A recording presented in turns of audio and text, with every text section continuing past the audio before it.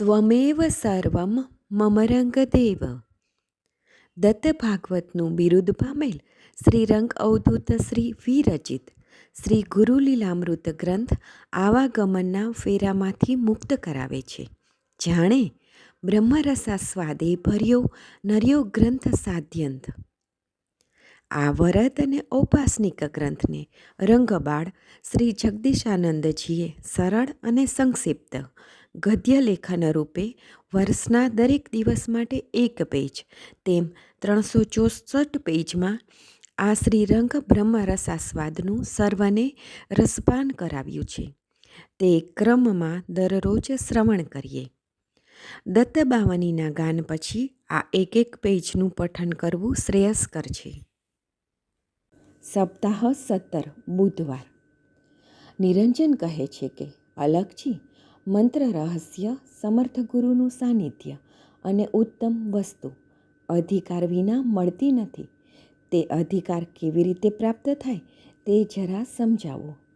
અલગજી કહે છે, મંત્ર બોલવો, વાંચવો, લખવો ખૂબ જ સહેલો છે, પણ તેને સિદ્ધ કરવો ખૂબ જ મુશ્કેલ છે. મનને જે તારે તે મંત્ર.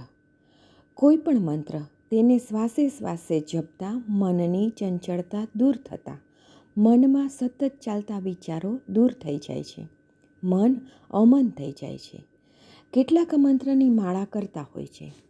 ભાઈ, મારે નિત્ય નિયમની આટલી માળા કરવાની જ. અને જે તે મંત્રપાઠ તેના નિયમાધીન થઈને મંત્ર સ્મરણ કરતા હોય છે. સાથે સાથે પેલી માળાની ગતિ પણ સરસ નિત્ય વેગ પકડતી હોય છે. જ્યાં માળાનો મેરુ આવ્યો કે તરત જ કપાળે માળાને અડાડશે. કેટલાક ચિંતકો, સિદ્ધો, સત્પુરુષો, સદ્ગુરુઓ વ્યંગમાં સમજાવતા હોય છે કે માલા તો કરમાં ફિરે, જીભ ફિરે મુખમાં હી, મનવા તો ચૌદિસે ફિરે, વો તો સુમિરન નાહી. કબીરજી. શરૂઆતની બેઠકને સ્થિર કરવા માટે સ્થાન, આસન, માળા બધું યોગ્ય જ છે, પણ તે મંત્રને મુખથી નહીં, હોઠથી નહીં, પણ મનથી અંકિત થઈ જવો જોઈએ. અને ધીરે ધીરે સ્વાધ્યાય દ્વારા જે તે મંત્ર આપણી પ્રત્યેક ક્રિયાઓ ચાલતી હોય છતાંય આપણું લક્ષ મન એ મંત્રના સતત સ્મરણમાં રહેવું જોઈએ. આ મંત્રનું રહસ્ય સમજવા જઈએ તો સહજાવસ્થાએ પહોંચતા જન્મોના જન્મ વીતી જાય. પણ હા, ગુરુકૃપા હોય તો એના સ્મરણ માત્રે, દ્રષ્ટિ માત્રે, સ્પર્શ માત્રે, અરે એના સાનિધ્ય માત્રથી મંત્ર સિદ્ધ થઈ જાય છે. મહારાષ્ટ્રમાં જનાબાઈ નામે પાંડુરંગ વિઠ્ઠલ ભગવાનની એક ભજનાનંદી ભક્ત થઈ ગયા. એ ખૂબ જ ગરીબ હતા. જનુ કોઈ દિવસ દેવ સેવા કરતા નહોતા, પણ આખો દિવસ અને રાત્રે તેના મુખેથી વિઠ્ઠલ વિઠ્ઠલનું જ નામ સ્મરણ સહજ થયા કરે. આખો દિવસ જનાબાઈ માથે ટોપલો લઈને એના ગામમાંથી ગાયોનું છાણ જ્યાં પડ્યું હોય ત્યાંથી તે ઉપાડી ટોપલા ભરી તેના ઘેર લાવે અને વિઠ્ઠલ વિઠ્ઠલની ધૂન ગાતી જાય અને છાણા ટીપતી જાય ને તાપમાં સૂકવવા એની ઝૂંપડીની એક બાજુએ પાથરતી જાય. જુઓ તો ખરા, ગરીબ બાઈના છાણાને લોકો છોડતા નથી.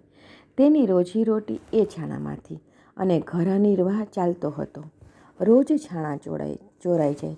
શું કરે બિચારી?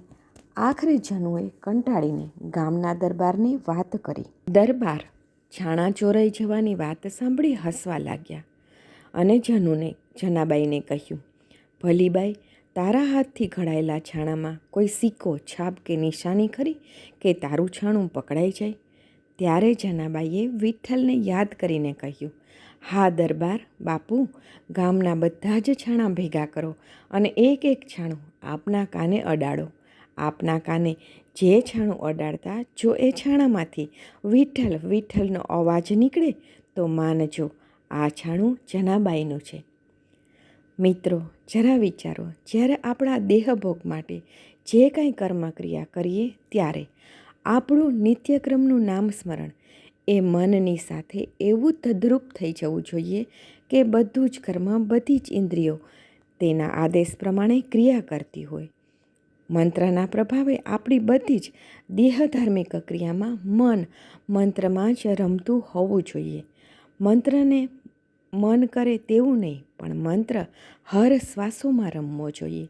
માટે જ ભગવાન રંગાવધૂતજીએ ગાયું છે, શ્વાસે શ્વાસે દત્ત નામ સ્મરાત્મન.